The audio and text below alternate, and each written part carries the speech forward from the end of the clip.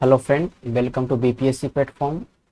आज इस वीडियो में हम लोग देखेंगे Gupta age the golden age part 3। Okay, तो गुप्ता पीरियड का ये हमारा पार्ट 3 होगा। हमने पार्ट 2 में ऑलरेडी हमने चंद्रगुप्त सेकेंड तक के हमने हर एक पॉइंट को कवर किया है। बट इस वीडियो में हम लोग देखने वाले हैं कुमारगुप्त प्रथम के बारे में, स्कंदगुप्त के बारे में, और लेटर उसके बाद जो भी शासक हैं जो कि लेटर गुप्ता शासक कहलाए हैं उनके बारे में देखेंगे। जैसे पूर्वगुप्त हो गया, नरसिम्हा वाला द्वितीय हो गया, उन सारे रूलर्स के बारे में हम लोग इसमें कवर करने वाले। ओके, तो आइए स्टार्ट करते हैं।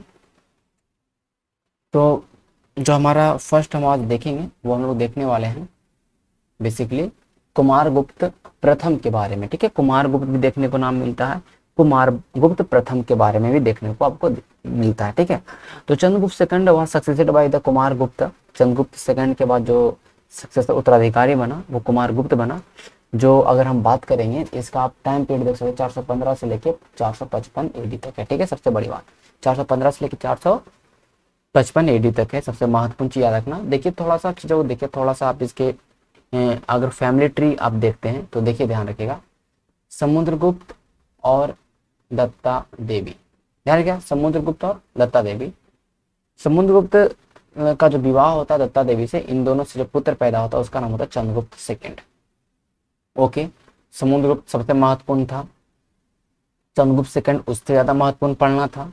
अब जो ये छोटे छोटे पॉइंट हैं, छोटे छोटे जो आप देख रहे हैं सब सारे चीजों से, बस केवल फैक्चुअल चीजें याद रखिए, बहुत ही सफिशियंट है। ठीक है, चंद्रगुप्त सेकंड 2 शादी करता है, एक है विवाह होता है, विवाह नीति। क्यों इसने विवाह नीति इसलिए अपनाया क्योंकि इसे अपने साम्राज्य को फैलाना था।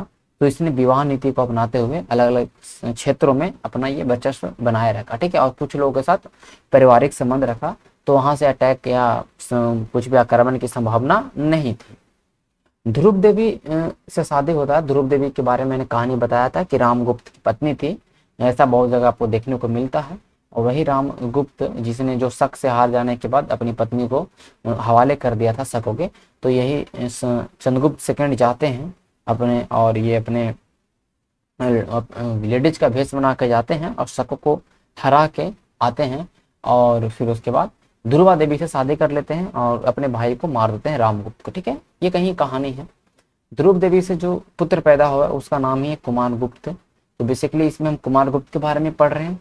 और कुमारगुप्त भी 2 शादी, एक ध्यान रखिए, एक शादी होता है देविकी से और एक शादी होता है अनंत देवी। ठीक है, ध्यान रखिएगा। तो देखिए कुबेर नागा के बारे में मैंने बताया था, एक पत्नी कुबेर नागा जिससे होता है प्रभावती, बेटे का मतलब प्रभावती, जिसकी शादी करवाता है रुद्रसेन सेकंड से। वाकाटक किंग रुद्रसेन सेकंड से जो विवाह होता है प्रभावती का, जो कि डॉटर थे चंद्रगुप्त सेकंड की, that is by the wife Kuber Naga. ठीक है, बट कुमारगुप्त जो 2 शादी करता है, एक अनंत देवी से और एक देवकी से। देखिए कुमारगुप्त जो अनंत देवी से शादी करता है, इसका उल्लेख आपको देखने को मिलता है 2 जगह। सबसे महत्वपूर्ण जो आपको याद रखना है, क्या क्या भाई, तालगुंडम अभिलेख। तालगुंडम अभिलेख साउथ का ये अभिलेख है, दक्षिणी भारत का अभिलेख है, तालगुंडम अभिलेख है। उसमें कादम राजा काकुस वर्मन, कादम राजा काकुस वर्मन की पुत्री होती है ये अनंत देवी। ठीक है, कादम राजा काकुस वर्मन की पुत्री होती है अनंत देवी, उनसे विवाह होता भैया कुमारगुप्त का। और ये एक जगह और आपको देखने को मिलता है भीतरी मुद्रा अभिलेख। भीतरी मुद्रा अभिलेख है मतलब भीतरी एक जगह है, वहां पर जो कॉइन्स पाए गए हैं, कॉइन्स के ऊपर जो इंस्क्रिप्शन है, उससे पता चलता है कि पुरुगुप्त जो कि कुमारगुप्त का बेटा था, जो अनंत देवी से पैदा हुआ था, पुरुगुप्त के बारे में, कि पुरुगुप्त के माँ का नाम अनंत देवी है। पुरुगुप्त के माँ का नाम अनंत देवी है और पुरुगुप्त के पत्नी का नाम चंद्र देवी। वो आगे देखेंगे तो ये उल्लेख मिलता है। तो अनंत देवी तो कंफर्म होगा कि इनकी पत्नी थी। सेकंड में देवकी एक पत्नी थी कुमारगुप्त का, देवकी, इसके बारे में ज्यादा चर्चा आपको देखने को नहीं मिलता है। ठीक है, बट आगे हम चीजों को समझेंगे कि आखिर कि इसके बारे में, इसके बाद जो हमारा कहने का मतलब। अब देखिए देवकी से पुत्र पैदा हुआ, उसका नाम है स्कंदगुप्त। तो मैंने स्कंदगुप्त को यहाँ पे क्यों रखा, बिकॉज स्कंदगुप्त के बारे में हम लोग पढ़ेंगे। कुमार गुप्त के बाद जो शासक होता है वो स्कंद गुप्त होता है, और स्कंद गुप्त के बाद शासक बनता है तो पुरु गुप्त होता है, ध्यान रखिएगा, ठीक है। आपको मैंने इतने अच्छे तरीके से बताया है चीज़ों को कि आप ऑलरेडी चीज़ों को याद कर लिए हों, कि एक आपको अगर सीरियल वाइज पूछ दे तो आप चीज़ों को बता पाइएगा, ठीक है, देख लीजिए।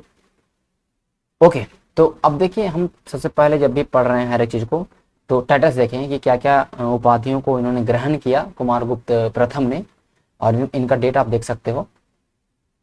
टाइटल इनका है सक्रादित्य का, किसका क्या टाइटल है? सक्रादित्य का, ठीक है। महेंद्रादित्य का, सक्रोपान का, राज महेंद्र का, अश्व महेंद्र का, पृथ्वीपति का। तो सबसे फेमस जो इनका टाइटल है वो श्री महेंद्र है और महेंद्र द्वितीय है। क्या भैया? श्री महेंद्र। मैं यहाँ लिख दूं,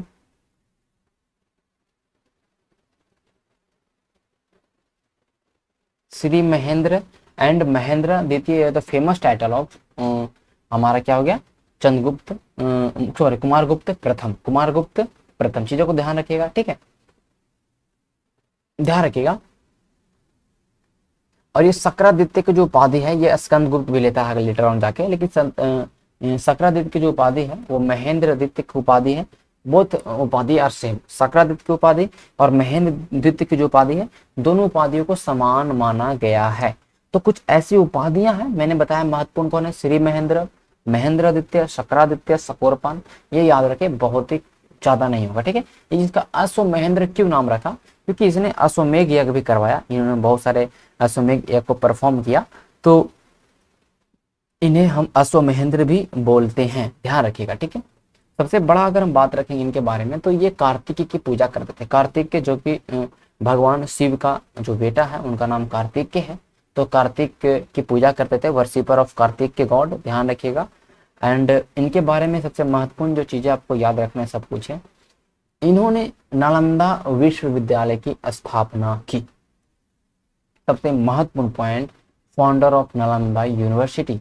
नालंदा विश्वविद्यालय की स्थापना कौन किया? तो कुमारगुप्त प्रथम ने। सबसे महत्वपूर्ण, इन्होंने नालंदा विश्वविद्यालय के बारे में क्या क्या बताया? बोला कि इसमें 10,000 स्टूडेंट पढ़ाई करते थे, ठीक है, और इसमें 3 पुस्तकालय थे। 3 पुस्तकालय का नाम रत्ना सागर, रत्नोदधि, रत्नारंजन, रत्नारंजन, रत्नोदधि, रत्ना सागर। 3 पुस्तकालय, तीनों का मैंने नाम बता दिया आपको। नालंदा विश्वविद्यालय के बारे में जो आपको बहुत सारे बुक्स में मिलता है, इसमें था कि जो अगर कोई भी स्टूडेंट एडमिशन लेता है इसके अंदर, तो चिकित्सा शास्त्र की शिक्षा अनिवार्य भैया, आपको चिकित्सा शास्त्र वाला शिक्षा लेना जरूरी पड़ेगा आपको। ये कंपलसरी सब्जेक्ट था, ठीक है, ये कंपलसरी सब्जेक्ट था। कंपलसरी मतलब कि इसको पढ़ना है तो पढ़ना है। जल घड़ी था, टाइम देखने के लिए, जो उसमें तो घड़ी था नहीं, तो टाइम देखने के लिए जल घड़ी का उपयोग किया गया था। कैसे काम करता था वो अलग बात है। ये भी था कि जब भी कोई छात्र या कोई भी गेस्ट अगर एंट्री करते थे स्कूल के, कॉलेज के अंदर, विश्वविद्यालय के अंदर, तो उन्हें जो दरबान था, जो नालंदा विश्वविद्यालय के जो गेट पे खड़ा होता था दरबान, वो सवाल पूछता था, और जो सवाल का आप सही उत्तर दीजिएगा तभी आपको अंदर एंट्री मिलेगा। ये सारे नियम थे, कठिन नियम थे, मतलब कठोर पूरा अनुशासन का पालन करवाया था। ये नालंदा यूनिवर्सिटी के बारे में आपको देखने को मिलता है। अब देखिए, कुमारगुप्त प्रथम के बारे में सबसे महत्वपूर्ण और चीज आपको याद रखना है कि सबसे ज्यादा गुप्तकालीन अभिलेख, अगर गुप्त काल में सबसे ज्यादा जो आप देखिएगा तो अभिलेख, इंस्क्रिप्शन जो मिला है, 18 गुप्त काल के 18 अभिलेख इनके टाइम में मिला। किस टाइम में? तो कुमारगुप्त प्रथम के टाइम में। पूछ देगा सवाल कि किस गुप्त शासक के समय सबसे ज्यादा सर्वाधिक गुप्तकालीन अभिलेख मिले हैं, तो वो कुमारगुप्त प्रथम। अब देखिए इसके बारे में क्या और दिखाया आपको पड़ता है कि सबसे ज्यादा इसके टाइम के जो स्वर्ण मुद्राओं का ढेर, मतलब गोल्ड कॉइन का बहुत सारा मतलब ढेर मिला। 623 gold coin, 623 gold coin of Kumaragupta period, Kumaragupta के समय का 623 गोल्ड कॉइन भरतपुर राजस्थान के बयाना जगह पे है। बयाना मुद्रा भंडार, बयाना जगह है राजस्थान के, तो यहाँ पर आपको देखने को मिलता है 623 मुद्रा है, सबसे सर्वाधिक, ठीक है। चीजें आपको समझ में आ रहेगी। अब मैं आगे जो बताने वाला हूँ चीजों को समझिएगा, ठीक है।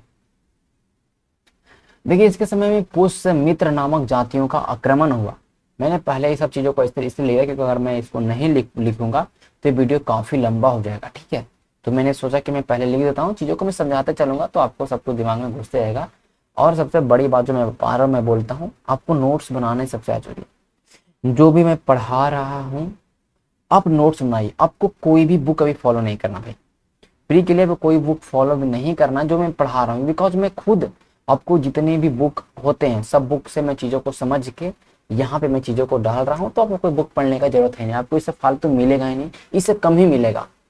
जितना मैं चीज़ों को अलग अलग जगह से सोर्सेस से जो मैं यहाँ पे आपको डाल रहा हूँ, तो इसके लिए आपको परेशान नहीं होना कि हमको ये बुक पढ़ना पड़ जाएगा, ये बुक पढ़ना पड़ जाएगा, इसमें कुछ है या नहीं। मैंने हर एक चीज़ को कवर किया, तो आपको बुक पढ़ने की जरूरत नहीं है। इसको बनाइए, नोट्स बनाइए, इसको रिवीजन करिए। हाँ, इसके रिवीजन करने के बाद टाइम बचे तो बुक पढ़िए, कोई दिक्कत नहीं। मेंस के लिए बुक पढ़ना जितना पढ़ा मैं बताऊंगा उसके लिए भी, ठीक है। पुष्यमित्र शुंग वो नहीं है, ठीक है। पुष्यमित्र शुंग वो 185 BC का है, उससे आज 500-600 साल हो गया, ठीक है। उसकी बात नहीं करना। ये पुष्यमित्र नामक जाति था, कास्ट था उस समय, जो भी कबीला होगा या कास्ट होगा, इसका आक्रमण होता उसके टाइम में। ये स्कंदगुप्त का जो भीतरी अभिलेख है वहां पे आपको दिखाई पड़ता, स्कंदगुप्त का भीतरी अभिलेख, ओके। और कुमार पूर्वगुप्त का ही भीतरी अभिलेख, अलग अलग अभिलेख आपको देखने को मिलता है। तो स्कंदगुप्त के भीतरी अभिलेख में आपको जो दिखाई पड़ता है उसमें ये लिखा गया है कि कुमारगुप्त प्रथम के लास्ट टाइम में, जब वो गद्दे पे बैठा हुआ था उसके लास्ट टाइम में, ध्यान रखिएगा, नॉर्थ वेस्ट तरफ से आक्रमण हुआ था पुष्यमित्र नामक जाति का। पुष्यमित्र नामक जाति का आक्रमण होता है और वहां पर इस आक्रमण को दबाने के लिए भेजता है स्कंदगुप्त को। किसको भेजता है? स्कंदगुप्त को। इसका बेटा जो है स्कंदगुप्त, जो कि मैंने बताया क्या, दो बेटे, एक आपका यहाँ मैंने बताया क्या भैया, एक मैंने बताया पूर्वगुप्त जो कि अनंत देवी का था, देवी की जो स्कंदगुप्त।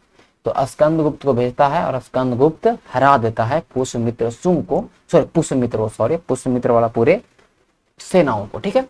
तो स्कंदगुप्त बहुत ही स्कंदगुप्त भी एक तरह समझिए कि बहुत ही अच्छा शासक था, एक पावरफुल शासक था, ठीक है।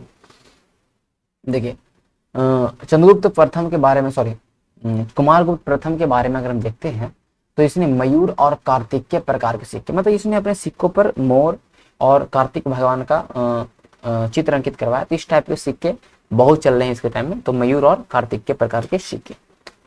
स्वर्ण सिक्के देखिए, जो सोने के सिक्के कुमारगुप्त प्रथम के टाइम में चले उन पे इनका नाम मिलता है गुप्त कुलामल चंद्र, गुप्त कुल व्योमससी, गुप्त कुल व्योमससी, गुप्त कुल अमल चंद्र, ये दोनों नाम देखने को मिलता है। तो ये ज्यादा टफ नाम नहीं, आपको अगर एग्जाम में आए तो बना दीजिए, बट ज्यादा बेसिकली महत्वपूर्ण नहीं है।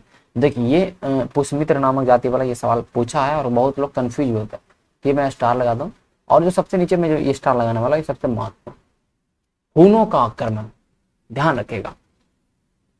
नॉर्थ वेस्ट वाला पार्ट पे देखिए, जो नॉर्थ वेस्ट वाला पार्ट है, इधर गंधार तहसीला वाला पार्ट है, इधर से आक्रमण करता भैया हुनों का आक्रमण होता।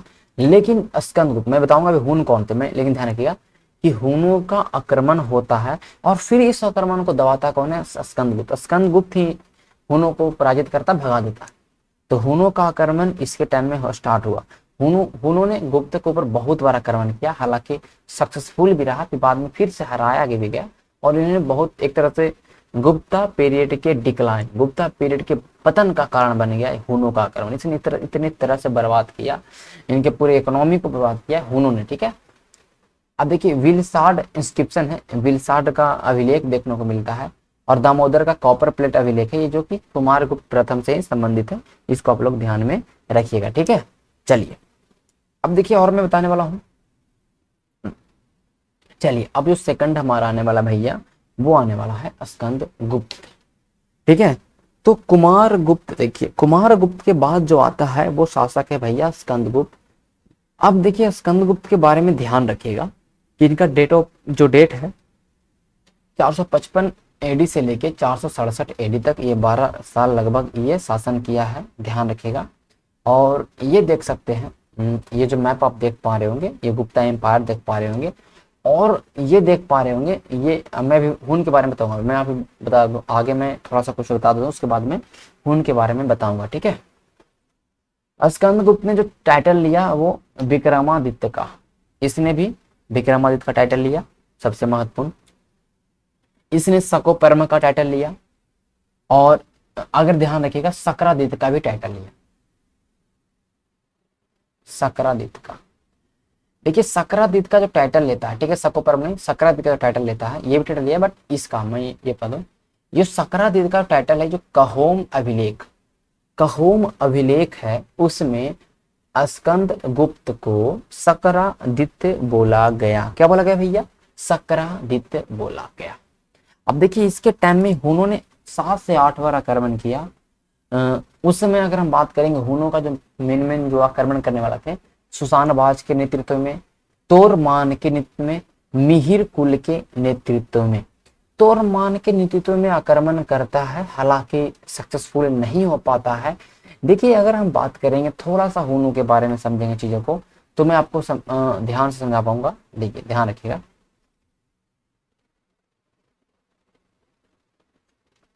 देखिए हुनों, हुन अगर बात करें, मैंने आपको पढ़ाया था, यहाँ पे आमो दरिया था, यहाँ पे सीर दरिया था, ऑक्सस था। तो यहाँ पर हुनों ने पहले क्या बताया, मैंने अभी बताया था पहले, जो स्टार्टिंग में मैंने पढ़ाया था आपको, जब हिंद यवन वाला चीज क्षेत्र, तो मैंने बताया था कि पहले हिंद यवन आते हैं, शक आते हैं, पहलव आते हैं, कुषाण आते हैं इंडिया की तरफ। तो मैंने बताया था कि जो हिंद यवन को खदेड़ता कौन है? यूची कबीला। फिर शक को खदेड़ता है यूची कबीला, और यूची कबीला को खदेड़ता है कौन? हून। मैंने बताया था ना। तो हून बहुत ही पावरफुल बन चुके थे। हून इस वेस्ट एशिया वाला जो पार्ट था, यहाँ पर वाला जो पार्ट था, यहाँ पर बहुत ही ज्यादा पावरफुल बन चुके हैं। बोलगा रिवर है, उस सब बोलगा रिवर को कंट्रोल में रख रहे हैं पूरे। अगर आप देखिए रोमन एम्पायर को बर्बाद कर चुका है, एकदम पूरा बर्बर था, एकदम जो हुन थे एक तरह से पूरा बर्बर थे, पूरा पावरफुल थे और पूरा बर्बर थे। तो ध्यान रखिएगा, तो हुनों को ये था बोला गया, ये था। और अगर हम बात करेंगे तो इसको एक और नाम हेप्थैल्टाइट्स। देखिए आप देखते हैं हेप्थैलाइट्स, थोड़े हेप्थैलाइट्स बोला गया, या तो व्हाइट हून से बोला गया, श्वेत हून। ये हून का एक ब्रांच था। तो हूनों में ये था हेप्थैलाइट्स या व्हाइट हून, तीनों एक ही नाम है। तो इस हून ने इंडिया की तरफ बढ़ना स्टार्ट किया, और ध्यान रखिए इसने हिंदू कुश पर्वत जो है अफगानिस्तान में, इसको पार करते हुए इसने इस एरिया को देख सकते हैं, ये नॉर्थ वेस्टर्न वाला एरिया कमजोर था, यहाँ पर कुछ शासक भी थे, लोकल शासक, वो गुप्त एम्पायर के खिलाफ साजिश रच के इन सारे एरिया में हुनों ने अपना आक्रमण किया, और हुन मिहिर कुल के टाइम में कहीं ना कहीं जीत गया। ध्यान रखिएगा, मिहिर कुल के टाइम में कहीं ना कहीं हुनों ने जीत हासिल किया। ध्यान रखिएगा, बट चीजों को ध्यान रखिएगा, मिहिर कुल, यहाँ तक कि मिहिर कुल पाटलिपुत्र तक बहुत सारे अलग अलग एरियाज को, गुप्ता पीरियड के ऑलमोस्ट बहुत सारे एरिया को जीत गया मिहिर कुल, बट ज्यादा दिन तक नहीं जीता। मिहिर कुल के बारे में आपको दिखाई पड़ता है बहुत सारा, ठीक है। जो तोरमान जो है, तोरमान का बेटा था मिहिर कुल, ध्यान रखिएगा। ये एक ग्वालियर का इंस्क्रिप्शन है, उसमें इसके बारे में आपको देखने को मिलता है, मिहिर कुल के बारे में। और हेनसांग जो बाद में देखिएगा, बाद में हर्षवर्धन के टाइम में आता है इंडिया। तो हेनसांग ने अपने इन्होंने क्या बताया है, हेनसांग क्या बताया है? सियालकोट।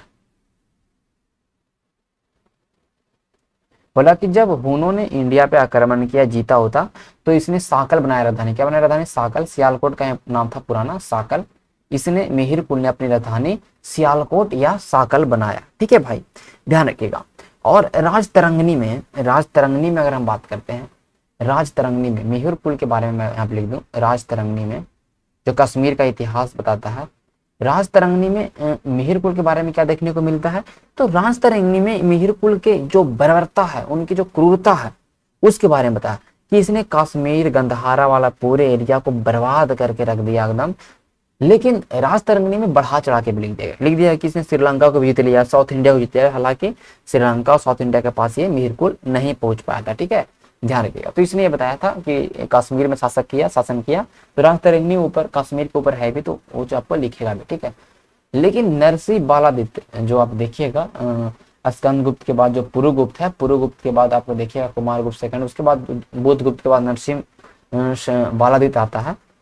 तो नरसिंह बालादित्य के बाद हम बात करते हैं नरसिंह बालादित्य और यशोवर्धन। ठीक है, यशोवर्धन ने या यशोवर्धन ने मिहिर कुल को हरा दिया। मतलब मिहिर कुल को, यशोवर्धन मालवा क्षेत्र का था, ध्यान रखिए मालवा क्षेत्र का यशोवर्धन, ठीक है, और नरसिंह बालादित्य गुप्ता पीरियड का, इसने फिर आखिरकार मिहिर कुल को हरा देता। ठीक है, तो ये कुछ ऐसा कहानी था जो आपको ध्यान में आपको रखना है। ठीक है, चलिए ठीक है, आगे मैं चलता हूं। अब देखिए हुन का आक्रमण का क्या कारण। अब हुन जो आक्रमण किया तो कुछ ना कुछ प्रभाव छोड़ के गया। पहला बात, इसने रिलीजियस प्रोसिक्यूशन बहुत जबरदस्त किया, मतलब धार्मिक रूप से उत्पीड़न इतना किया इसने, बुद्धिज्म को, बौद्ध धर्म वाले जो भी मठ थे उसको बर्बाद कर दिया, तोड़फोड़ कर दिया। ठीक है, इसने बौद्धिस्ट धर्म को एक तरह से पूरा बर्बाद करके रख दिया। किसने रख दिया भैया? तो आपका किसने? तो हुनों ने। ठीक है, फिर देखिए क्या हुआ कि सेंट्रल एशिया में था हुन, रोमन एम्पायर को तहस नहस किया। तो रोमन एम्पायर से जो गुप्ता पीरियड का जो व्यापार था, वो व्यापार खत्म, चौपट हो गया व्यापार। तो यही होता, इसने चौपट व्यापार तो किया, तो लेकिन अब क्या हुआ कि ट्रेड टू अब देखिए साउथ, अब उधर वेस्ट एशिया की तरफ व्यापार नहीं कर पाएगा, तो अब व्यापार किधर करेगा?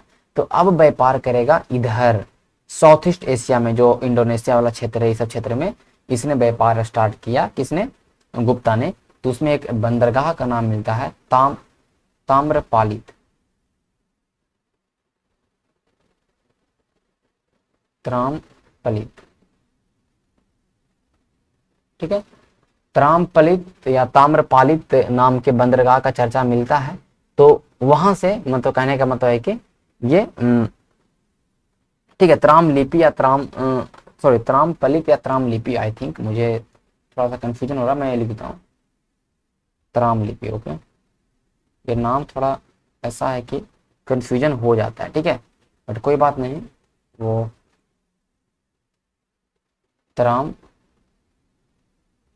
लिपि, ठीक है, त्राम लिपि बंदरगाह का चर्चा मिलता है, जो इंपॉर्टेंट ट्रेड सेंटर बन चुका था। क्योंकि साउथ ईस्ट एशिया तरफ अगर व्यापार करना है, साउथ ईस्ट दक्षिणी पूर्वी एशिया की तरफ अगर व्यापार करना है तो इस बंदरगाह से ही व्यापार होता था। ठीक है, दक्षिणी पूर्वी एशिया तरफ, तो इससे, ठीक है, ध्यान रखिएगा।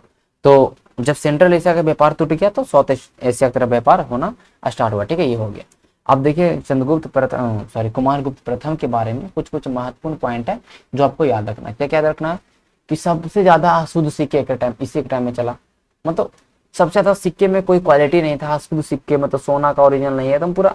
तो सबसे ज्यादा अशुद्ध सिक्के इसके टाइम में। इसने अपना राजधानी अयोध्या भी बनाया। इसने अपना राजदूत भेजा कहाँ? तो साग सम्राट, एक चीन के राजा है, उसका नाम है साग। तो साग सम्राट चीन में 466 एडी में अपना राजदूत भेजा। ठीक है, वृषभ शैली के सिक्के, वृषभ मतलब कि इनके सिक्कों पे वृषभ का, बैल का या वृषभ का चित्र अंकित हो जाता। तो मयूर शैली पूछा तो क्या बताइएगा उत्तर? बताइएगा आप लोग कुमारगुप्त। लेकिन वृषभ शैली बताया तो क्या उत्तर बताएगा? स्कंदगुप्त। सॉरी, ये क्या है? स्कंदगुप्त है। मैंने अभी कुमारगुप्त बोल दिया, थोड़ा सा माफ करिएगा इस चीज को। तो कंफ्यूजन थोड़ा सा, मतलब कहने का मतलब कंटिन्यूअस पढ़ाने में ये होता है। ऑलरेडी टाइम देख सकते हो कि 12:30 बज चुका है रात के, तो ध्यान रखिएगा। ठीक है, तो स्कंद गुप्त के समय में सबसे ज्यादा अशुद्ध सिक्के चले। अयोध्या राजधानी बनवाता है, साग सम्राट चीन को में अपना राजदूत भेजता है, वृषभ शैली के सिक्के चलवाता है। लेकिन मयूर शैली के सिक्के पूछा है, कार्तिकेय शैली के सिक्के पूछा है तो कुमारगुप्त प्रथम, जिसने नालंदा विश्वविद्यालय की स्थापना। जूनागढ़ अभिलेख जो सबसे महत्वपूर्ण इसके समय, रुद्र दमन का जूनागढ़ अभिलेख, गिरनार का अभिलेख बोल दे। ठीक है, मैंने ऑलरेडी मैं पहले भी डिस्कस किया इसके बारे में। गिरनार का अभिलेख बोल दे, जूनागढ़ का अभिलेख बोल दे, या आपको बोल दे रुद्र दमन का जूनागढ़ अभिलेख। ये अभिलेख में एक इनका गवर्नर था पर्णदत्त, इसका राज्यपाल था पर्णदत्त। उसके टाइम में सुदर्शन झील पर बांध, सुदर्शन झील जो कि गिरनार गुजरात में स्थित था, जो सुदर्शन झील का निर्माण चंद्रगुप्त मौर्य के टाइम में हुआ था, पुष्यगुप्त ने करवाया था। तो सुदर्शन झील के बांध था, बांध का पुनर्निर्माण, reconstruction of the dam over the Sudarshan lake by the his governor Paramdatta at the time of Skandagupta. ठीक है, तो पूछता है कि सुदर्शन झील का जीर्णोद्धार या उस पर बांध का जीर्णोद्धार कब किया गया, तो स्कंद गुप्त के टाइम में हुआ। ठीक है, ध्यान रखिएगा। ठीक है, और इस समय इसके गवर्नर परमदत्त का बेटा था चक्रपाली, इसके द्वारा ही बांध का पुनर्निर्माण कराया गया था। ठीक है, इसका बेटा था पुत्र चक्रपाली। ठीक है, ध्यान रखिए। तो ये सारे महत्वपूर्ण पॉइंट है जो मैंने आपको बता दिया। ठीक है, अब स्कंद गुप्त के बाद भैया जो आएंगे वो इसके उत्तराधिकारी आएंगे, नॉट सो इम्पोर्टेंट बट चीजों को समझना जरूरी है। ठीक है, उतना ज्यादा महत्वपूर्ण नहीं है बट फिर भी हम लोग याद रखेंगे। अब स्कंद गुप्त हमने कर लिया। स्कंद गुप्त के बाद मैंने क्या बताया था कि पुरुगुप्त आएगा, पुरुगुप्त जो कि कुमार गुप्त का दूसरा बेटा था। तो स्कंद गुप्त के उत्तराधिकारी के रूप में आते हैं भैया पुरुगुप्त। पुरुगुप्त जो शादी करता है चंद्रा देवी से, और इसकी माता का नाम क्या देखने को मिलता है, अनंत देवी। क्या मिलता है भैया, अनंत देवी। कहाँ मिलता है, भीतरी अभिलेख में। कहाँ मिलता है, भीतरी मुद्रालेख में। ठीक है, अब इनके पत्नी का नाम चंद्रा देवी समझने पुरुगुप्त के बारे में। अब पुरुगुप्त के बारे में क्या याद रखना है, पुरुगुप्त के बारे में आपको ज्यादा याद नहीं रखना है, बिकॉज पुरुगुप्त के बारे में जो भी था ये बहुत ही कम टाइम तक रहता है शासक, लगभग आप ध्यान रखिएगा। तो यही इसके बारे में आके भीतरी अभिलेख, भीतरी मुद्रालेख में पुरुगुप्त के बारे में चर्चा मिलता है। इसकी माता का नाम मिलता है और इसके पत्नी का नाम दिखाई पड़ता है भीतरी मुद्रा अभिलेख में। पुरुगुप्त खत्म। पुरुगुप्त के बाद जो गद्दी पे बैठेगा वो कुमारगुप्त सेकंड बैठेगा। कौन बैठेगा, कुमारगुप्त सेकंड।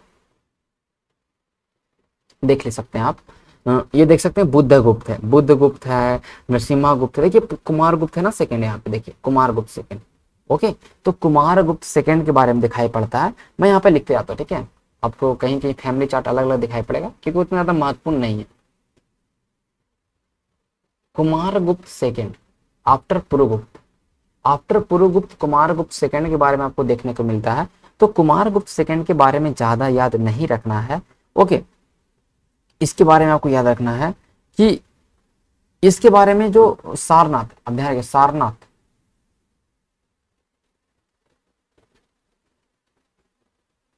सारनाथ का एक 473 में एडी में एक अभिलेख मिलता है। ठीक है, जो इसे कुमारगुप्त सेकंड के बारे में आपको देखने को मिलता है। कुमारगुप्त सेकंड के बारे में सारनाथ में 473 एडी का एक अभिलेख मिलता है। ठीक है, जो कि एक बौद्ध मूर्ति, बौद्ध प्रतिमा है, बौद्ध मूर्ति है, उस पे लिखा गया। ठीक है, बौद्ध प्रतिमा पर उत्कीर्ण किया गया है, लिखा गया है किसके बारे में, कुमारगुप्त सेकंड के बारे में। खत्म, कुछ नहीं है। ठीक है, कुमारगुप्त सेकंड के बारे में कुमारगुप्त सेकंड के बाद जो आता है वो आता है हमारा बुद्धगुप्त। लास्ट वाला कुछ ऐसे रूल्स हैं जो आपको थोड़ा सा याद रखना, नॉट सो इम्पोर्टेंट, मैं पहले बता दे रहा हूँ। ठीक है, ज्यादा इंपॉर्टेंट नहीं है। अच्छा, बुद्धगुप्त के बारे में ध्यान रखिएगा, इसमें एक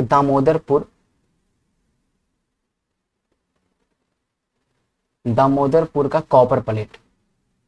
अच्छा, कॉपर प्लेट तो मैं बता दें, हिंदी बताने की जरूरत है नहीं।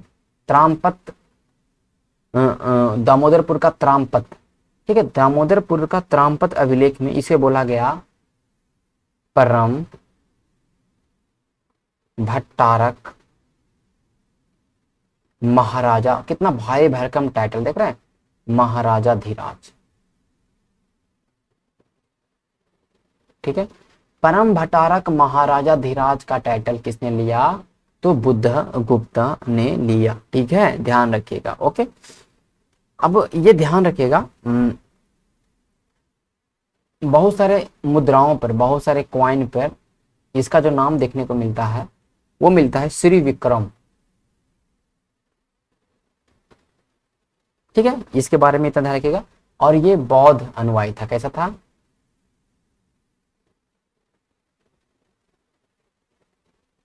ये बौद्ध धर्म को मानता था। तो ये सबसे महत्वपूर्ण है कि ये बौद्ध अनुयायी था भैया।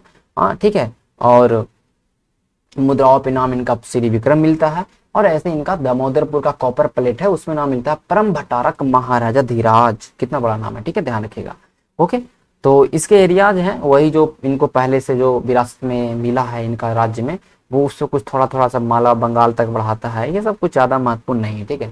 तो नेक्स्ट इंपॉर्टेंट जो आने वाला है वो है नरसिंह गुप्त या बालादित्य। नरसिंह गुप्त, मैंने बताया नरसिंह गुप्त या नरसिंह बालादित्य, बालादित्य इसका शॉर्ट में नाम था, इनका में शॉर्ट सॉरी मतलब इनका एक और उपाधि था बालादित्य का। नरसिंह गुप्त, अभी नरसिंह गुप्त के बारे में मैंने चर्चा किया था कि इसने हराया था हुनों को, किसको हराया था भैया, हुनों को, ध्यान रखिएगा, ठीक है। चलिए, इसके माँ का नाम मिलता है चंद्रदेव,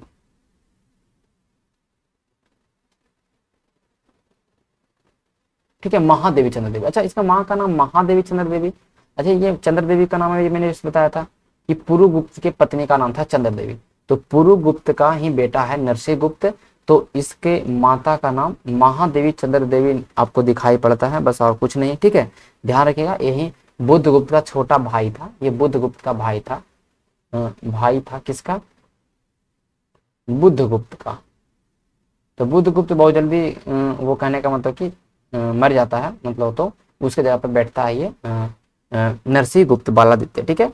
इसके समय मिहिर कुल को हराता, किसको हराता, मिहिर कुल, अभी जो मैंने बताया था मिहिर कुल जो क्या था भैया, हुनों का राजा था, किसका था, हुनों का सेना या राजा था, मिहिर कुल हुनों को हराया, किसने हराया, तो इसने नरसिंह गुप्त ने और यशोवर्धन ने, ठीक है, ध्यान रखिए, ठीक है। ये भी क्या था, ये भी था बौद्ध, ये भी बौद्ध धर्म को मानने वाला था, ठीक है, चीजें समझ पा रहे हैं, इसने भी बौद्ध धर्म को माना, ओके।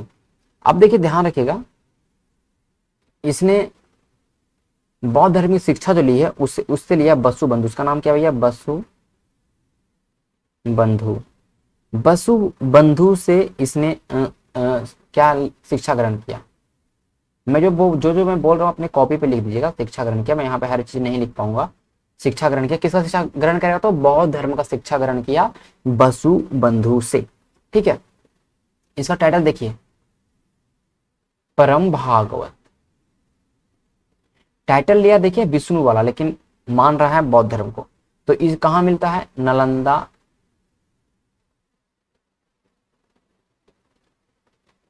मुद्रा लेख में, ठीक है, नालंदा मुद्रा लेख में इसका नाम परम भागवत आपको देखने को मिलता है, ध्यान रखिएगा, ये महत्वपूर्ण था जो मैंने आपको बताया, ठीक है।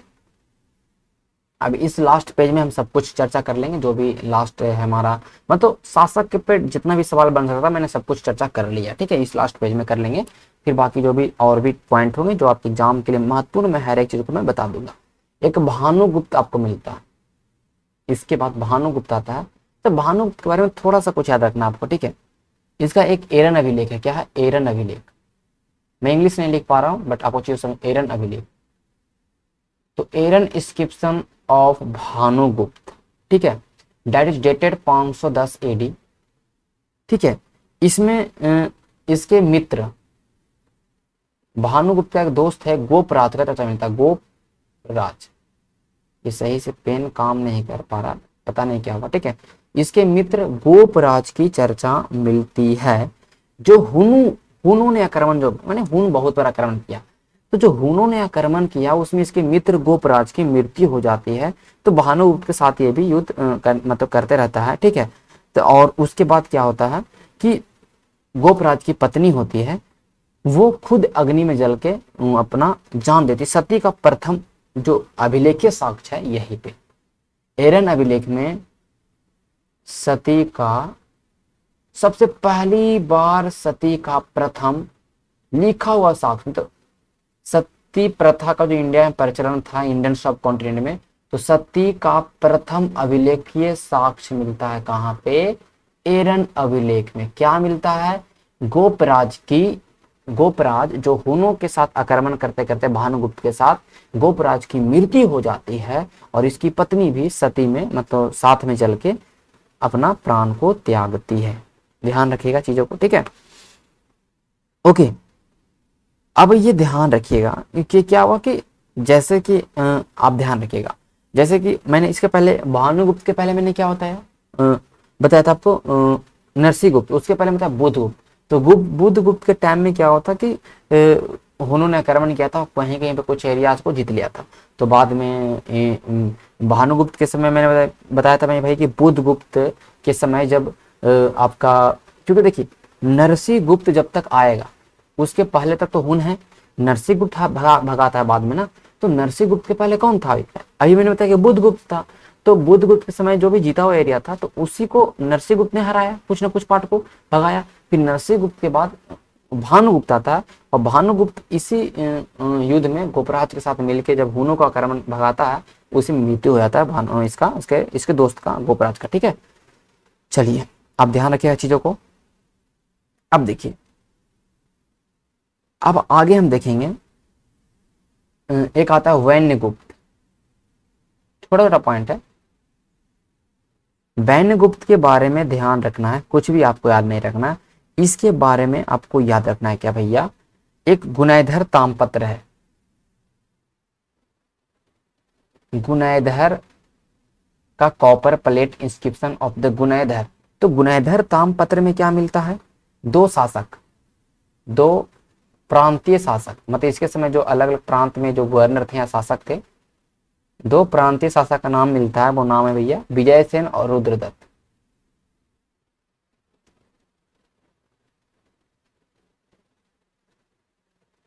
ठीक है, विजयसेन और रुद्रदत्त का नाम मिलता है। ठीक है, ओके, चलिए ये हो गया हमारा। अब जो हमारा जो बचता है वो हमारा एक जो लास्ट, अभी हमारा दो और बचा है, एक हमारा बचेगा कुमार गुप्ता थर्ड। ओके, कुमार गुप्त थर्ड। अच्छा, कुमार गुप्त थर्ड के बारे में क्या मिलता है आपको? तो देखिए नरसिंह गुप्त है, नरसिंह गुप्त जो मैंने बताया था जिसने हराया था हुनों को, मिहिर कुल को। तो नरसिंह गुप्त का ये पुत्र है। ठीक है, कुमार गुप्त सेकेंड थर्ड। ठीक है, ध्यान रखिएगा। तो इसकी माता का नाम मित्र देवी मिलता है, मित्र देवी। इनके माता का नाम मिलता है भैया मित्र देवी। नाम देख रहे, गजब है, मित्र देवी मिलता है। कहाँ मिलता है माता का नाम मित्र देवी? कहीं ना कहीं लिखा होगा। ये है भित्री और नालंदा, भित्री, ये जो भित्री मुद्रा लेख है ना, बहुत इसमें बहुत कुछ जानकारी मिल रहा है भाई, भित्री एवं नालंदा। तो आपको ध्यान में आ गया होगा कि भित्री अभिलेख कहाँ पे है। ठीक है, मतलब सॉरी, भित्री अभिलेख किससे संबंधित है? तो गुप्तों से। ठीक है, और नालंदा मुद्रा लेख, ये बहुत ही गंदा राइटिंग बैठ रहा है, पता नहीं क्या हो रहा है इसको, ये सही से नहीं वर्क कर पा रहा है। आई थिंक कुछ प्रॉब्लम होगा, चलिए कोई बात नहीं। ठीक है, देखिए भीतर गांव का मंदिर भी है जो गुप्तों ने बनवाया, उसको भी हम लोग देखेंगे जब अभी आगे पढ़ेंगे तो। ठीक है, अब इसने भी वही लिया, परम दैवत परम भट्टाचार महाधीराज। कितना भारी भरकम टाइटल, खुद बोल नहीं पाता होगा। परम दैवत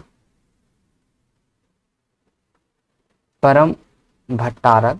आज ये आधार कार्ड में नाम लिखा है तो आधार कार्ड में एंट्री ना हो पाई इतना बड़ा नाम। ठीक है, भट्टारक महाराजा धीराज कुमार गुप्त तृतीय पधार रहे हैं। नाम देखना कितना गजब है, परम दैवत मतलब अपने आप को भगवान मान रहा है अभी, परम भट्टारक महाधीराज। इसका जो आपको देखने को मिलता है दामोदरपुर के,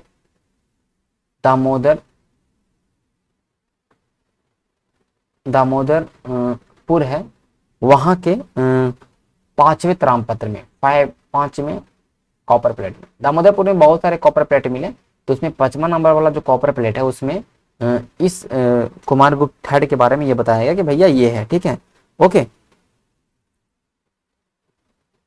क्योंकि देखो ये जो ये ध्यान रखिएगा इस अभिलेख में बोला परम दैवत परम भट्टारक महाधीराज की उपाधि कु को मिला, क्योंकि उसमें नाम पूरा मिट चुका है, केवल कु दिखाई पड़ता। और जो डेट हम देखते हैं ना, इसका जो डेट था 543 एडी का है, डेट 543 एडी। तो इसमें कहीं ना कहीं कु से इतिहासकारों ने बताया कि कुमारगुप्त थर्ड ही है। ठीक है, कुमारगुप्त थर्ड ही है। ठीक है, सबसे लास्ट वन रूलर जो है, last ruler of Gupta period, last याद रखना ही है। नाम है भैया विष्णुगुप्त। अब ये देखिए विष्णुगुप्त एक और नाम था, चाणक्य का नाम था विष्णुगुप्त, वो ध्यान मत रखिएगा। ठीक है, ये अलग विष्णुगुप्त है। ठीक है, ये राजा हैं, वो टीचर थे। ठीक है, विष्णुगुप्त। अच्छा, विष्णुगुप्त सबसे लास्ट, पहला इसका विशेषता क्या है कि अंतिम शासक। ओके, नालंदा का जो नालंदा मुद्रा अभिलेख है, मतलब बहुत सारे सिक्का इसके टाइम में मिला है ना, तो सब सिक्के मतलब गुप्ता पीरियड के टाइम में बहुत सारा सिक्के मिले हैं, स्वर्ण सिक्के, तो सब सिक्के पे सब कुछ आपको इतिहास मिलता है। ठीक है, तो नालंदा मुद्रा लेख में इसका नाम विष्णुगुप्त दिखाई पड़ता है। ठीक है, ध्यान रखिएगा। इसके बाद गुप्ता पीरियड, मतलब गुप्ता इसके बाद डिक्लाइन हो गया, बर्फ मतलब खत्म हो गया। तो अब जो नेक्स्ट वीडियो हमारा आएगा भैया, नेक्स्ट वीडियो जो हमारा आने वाला है दोस्त, उसमें हम लोग बात करेंगे कैसे गुप्ता पीरियड का आखिरकार डिक्लाइन हुआ, कुछ इंपॉर्टेंट फैक्ट को पढ़ेंगे, सामाजिक क्या था उसमें, इकोनॉमिक आर्थिक क्या था, क्या क्या मंदिरों को बनाया। दो वीडियो एटलीस्ट आएगा क्योंकि बहुत बड़ा चैप्टर है, तो दो वीडियो आएगा और उसमें हम चीज़ों को सब कुछ कवर कर लेंगे, पूरे फैक्चुअल चीज़ों को। ठीक है, हम अभी मेंस की ओर एंट्री नहीं करेंगे, बट मैंने मेंस का बहुत कुछ झलक आपको दे दिया ऑलरेडी, मैंने बहुत सारा कहानी सुना दिया जो आप लिख पाइएगा।